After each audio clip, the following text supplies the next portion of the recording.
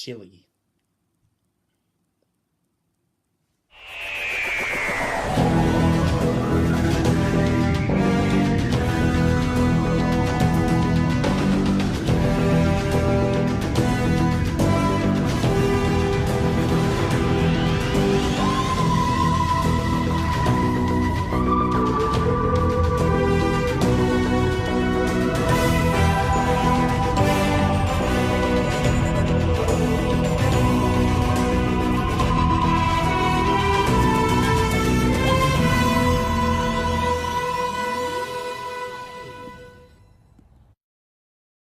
So, as we discussed last time, Doctor Who Series 7 is a two-part series. One half taking place in the fall of 2018, the fall of 2012, while the second half takes place in the spring of 2013. Today we'll be looking at the 2013 episodes of Doctor Who, including the 50th anniversary special and Matt Smith's final episode, The Time of the Doctor. It all begins with the Bells of St. John's, which takes place after the Snowman, when the Doctor is a monk now looking for Clara. He kind of somewhat gave up, and he doesn't know, and that is until he gets a phone call from Clara about asking why the Wi-Fi is not working. And he rushes there, he meets Clara, and he's like, "You're real, you're here." And then everything's fine. And then these weird robots start coming after them because some alien thing has hacked into the Wi-Fi, and it's trapping people inside the actual Wi-Fi. These aliens are trying to put Clara into the Wi-Fi. The Doctor's like, hell no. The Doctor puts on a new outfit for the first time, in his new Victorian outfit that he wears for this year only, and flying motorcycle up into the Shard. Then the Doctor figures out that the thing that's trying to trap people was the Great Intelligence, and that becomes the main antagonist for the rest of the series. Except it doesn't show up again until the finale.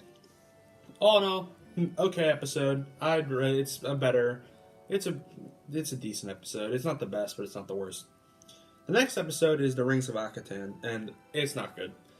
Most of it is pretty worn out. The Doctor takes Clara to look at this burning sun, or people are sacrificing their items to this burning sun, and also the Doctor tries to figure out what happened with Clara that makes her all these different copies. There's really nothing decent about this episode except for the speech at the end by the Doctor to the god, and Clara handing her the leaf. Clara handing the god the leaf with all her memories, and that's that. It's I'm gonna say it's a meh episode. It's not a bad episode, but it's a meh episode. Then we continue on with Cold War, which is Mark Gatiss' episode for series 7. The Doctor and Clara travel to 1983 Russia, into a submarine in the Arctic in the Cold War. These Russian Navy men have found an ice warrior. The Ice Warrior is upset because he wants to kill and he wants to be with his people. Oh, the Doctor's like, your people are gone, dude. They're just gone. The Ice Warrior is upset, and he leaves his armor, which is a thing that Ice Warriors never do, and he starts killing crew members. And he kills all the Russians until the Doctor finally was like, well, your people are still there, see, and all that, but this guy's like, no, I don't care, I want to nuke the human world, and he's like, what? Why would you nuke the entire human race? It makes absolutely no sense. But luckily, the Ice Warrior is like, oh, my people are still alive? I don't have to kill you anymore, and he literally just leaves. I'm gonna give that a meh. The next episode's one of my favorites. It's Hyde. It is a ghost story, and it's a really good ghost story. The Doctor travels to the 70s to help two ghost investigators to find a ghost. And this ghost called the Witch of the Well. They're in this mansion, and they're trying to find this ghost. And the Doctor figures out that this ghost isn't actually a ghost. It's an alien in a pocket dimension we can't see, and he's afraid of this creature. The Doctor is afraid of this creature, and and then it all ends with the Doctor saving the Ghost Adventures and destroys the creature, and he. Well, actually, he doesn't destroy the creature. There's this one creature. There's a good creature inside the bad creature, and so the Doctor destroys the bad creature to save the good creature, and that's how the episode ends. I find it really enjoyable, and I think you'd like it. A bad episode is Journey to the Center of the TARDIS, which I think is a bad episode for many reasons. 1, it's stupid. 2, I don't care what's inside the TARDIS. And 3, the 3 freaking brothers are they have no character and they're boring. The only cool thing about this is possibly, I don't know. I don't think there's anything cool about this episode. And basically it all ends with time resetting itself to before the episode even happens, and nothing else happens. Now, another one of my personal favorite episodes is The Crimson Horror. This is Mark Bagley's better episode. Mark Bagley. Oh my god, I just said Mark Bagley. Mark Gatiss' better episode of the season, where the Paternoster gang returns, so that's always a plus. And it takes place in Victorian Yorkshire, which is a decent change of pace compared to the Victorian London we've been seeing a lot in the modern era. And there's these red crimson bodies strewn about in the river, and someone hires the Paternoster gang to investigate. And they find that the Doctor's been here because they see the Doctor on an imprint of someone's eye, and they're that's it. Jenny goes undercover to find out what happened to the Doctor, and then she finds the Doctor, and he explains his side of the story, and the Paternoster gang is confused. Like, how is Clara still alive if we saw her die with the whole conflict with the snowmen? And he's like, well, I don't know. She's just here. I'm still figuring that part out. And they have to stop Miss Gillyflower, who's the head of this town called Sweetville, and she's trying to preserve human beings because she's trying to end the world with her symbiotic parasite friend, Mr. Sweet, who is like this red leech from the ancient ages, who for some reason is here. She tries to load the leech's venom into a rocket to launch all over London and all that.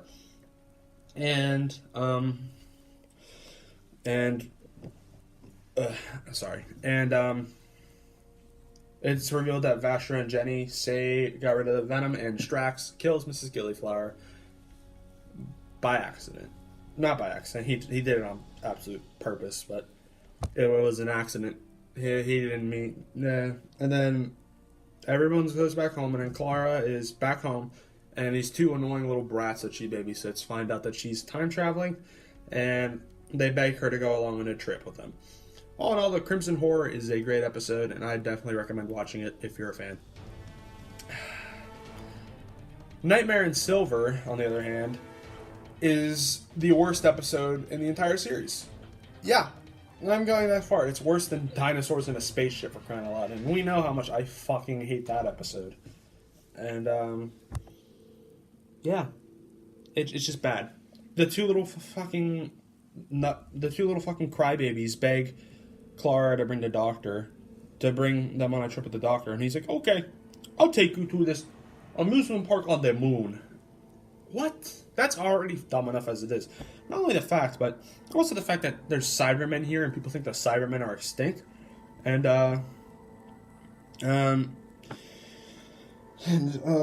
so bad, and yeah, and basically the Doctor gets infected with a cybermat. He becomes half human, half Time Lord, half Cyberman, and he has a argument with himself in the brain, as well as Clara going on a little adventure with the Ewoks from freaking Return of the Jedi. I almost said Revenge of the Jedi. Return of the Jedi, and then it's an all-out war. Cybermen fight little midget dudes, and then the actual dude is king of the universe, I guess.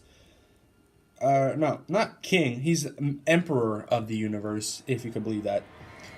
And then everybody goes home, and it's all la-di-da, all good. It's not all good. I'm going to tell you right now, it's not all good. And then the series finale, like the actual series finale, The Name of the Doctor, is good. The Paternoster Gang return, once again a plus. River Song returns for the first time since Angels in Manhattan. That's good. And there's these weird creatures cool creatures called the Whispermen, and they work with the Great Intelligence, and they're capturing all of the Doctor's allies and taking them to Trenzalore, the place he's not supposed to go, because that's his tomb, and if he goes there, he can mess up a lot of stuff. But he goes there anyway. He sees everybody's still alive, and he goes into his tomb, which is a large version of the TARDIS, like because it stopped becoming small on the outside and went super big on the inside, and the console is now his time stream, and then the Doctor is the Great Intelligence is like, I'm going to take all your memories before you stop me in the future when you're the second Doctor, because all these 11th Doctor Great Intelligence episodes are coming before his actual first appearance in the second Doctor era, which I thought was pretty cool. He goes into the time stream and becomes non-existent, and the Doctor and Clara goes in there. Clara goes in there to save the Doctor, and that's how she's everywhere. She has versions of herself with every Doctor. There's versions that help the first Doctor, second, sixth, fifth, eighth, all of them. They've all been helped by Clara before. And once the Doctor realizes he needs to go in there and save Clara, he talks one last time with River, and it's all good.